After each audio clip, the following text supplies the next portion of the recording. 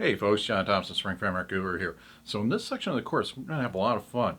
What we're going to do is we're going to take that task application that Dan walked you through, and I'm going to recreate that very same application, but this time instead of using an SQL database like MySQL or the in-memory database H2, what we're going to do is set up MongoDB and run against a non-SQL database. So MongoDB is quite different than a traditional SQL database, but I want to show you how we can easily use JHipster to set up a MongoDB application. Now, we're not going to get too deep into Mongo, but in this section you're going to get a great overview of what MongoDB is, how it differs from a traditional SQL database. We'll take a look at getting it set up and using it.